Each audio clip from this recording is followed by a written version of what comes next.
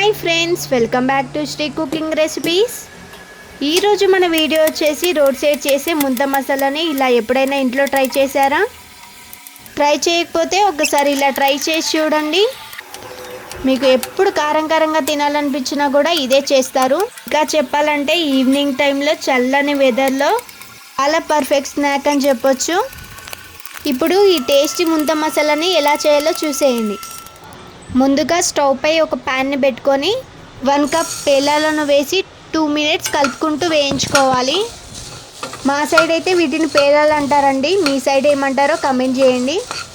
2 minutes వేయించాక ఇప్పుడు వీటిని చేయితో ఇట్లా తుంచితే ఈ విధంగా క్రిస్పీగా రావాలి. చూసారు కదా, చాలా పర్ఫెక్ట్గా వేగాయి. ఇప్పుడు స్టవ్ ఆఫ్ చేసి వీటిని ఒక బౌల్లోకి తీసుకుందాం.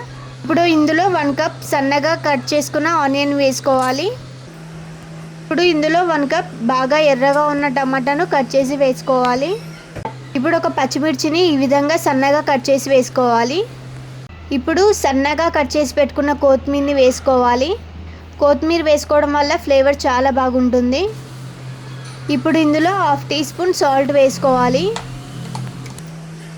ఇప్పుడు 1/2 టీ స్పూన్ కారం వేసుకోవాలి. ఇప్పుడు 1/2 టీ స్పూన్ వరకు చాట్ మసాలా వేసుకోవాలి. ఇప్పుడు 1/2 టీ స్పూన్ ధనియాల పొడి వేసుకోవాలి. ఇప్పుడు కొంచెం బ్లాక్ సాల్ట్ వేసుకోవాలండి.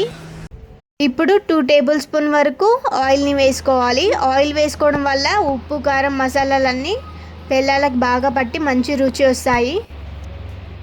ఇప్పుడు ఫైనల్గా 1 కప్ మిక్చర్ వేసుకుంటున్నాను. నాకు ఈ మిక్చర్లోనే పల్లీలు, కార్న్ చిప్స్ కూడా ఉన్నాయి కాబట్టి నేను సపరేట్గా ఏం వేసుకోవట్లేదు. ఒకవేళ మీకు కావాలనుకుంటే కార్న్ చిప్స్ని, పల్లీలని సపరేట్గా వేయించి వేసుకోవచ్చు. ఇప్పుడు వీటిని బాగా మిక్స్ అయ్యేలాగా కలుపుకోవాలి. చూసారు కదా, ఈ విధంగా లోపటి నుంచి మొత్తం కలుపుకోవాలండి. మొత్తం ఈవెన్గా కలిసేలాగా కలుపుకోవాలి. ఇప్పుడు ఫైనల్గా నిమ్మకాయ కట్ చేసుకొని సగం నిమ్మ చెక్కను పిండుకొని కలుపుకుంటే టేస్ట్ అద్దిరిపోతుందండి.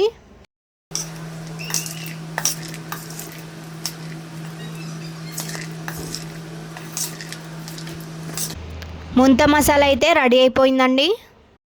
ఇప్పుడు ఇంత కష్టపడి చేసి పొట్లం కట్టకపోతే మనకు ఆ ఫీల్ రాదు కదా, అందుకే నేనైతే వచ్చి రాని విధంగా పొట్లం అయితే కట్టేసుకున్నాను. Same to same road side తిన్న ఫీలే వచ్చింది. చాలా అంటే చాలా పర్ఫెక్ట్ టేస్ట్ వచ్చింది. చూసారు కదా, సేమ్ ప్రాసెస్లో మీరు కూడా ఒకసారి ట్రై చేసి చూడండి, మళ్ళీ ట్రై చేస్తారు.